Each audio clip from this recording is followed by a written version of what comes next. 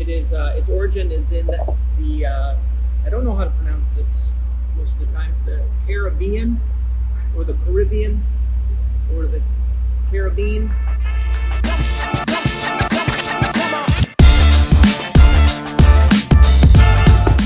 Hey folks, welcome to Pepper Joe's Pepper Talk. I'm Mike. Today I'm going to be eating a fish pepper.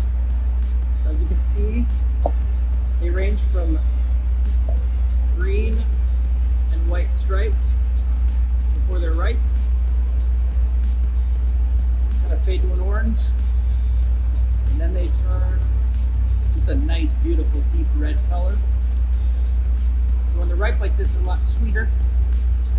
I think mostly a lot of people will cook with this. Actually, the reason why it's called a fish pepper is it's used in a lot of fish recipes, make sauces, and that kind of thing. So it's used primarily with seafood. It is its origin is in the I don't know how to pronounce this most of the time. The Caribbean, or the Caribbean, or the Caribbean, somewhere around there. Beautiful area. But yeah, the exact origin I believe is up for debate, but I think that's what's commonly known to be the origin. So without further ado, I think I'm gonna I'll eat a red one. I'll eat this one right here. You can see it's just a cute little shape. I'm gonna stop stalling now. Here we go.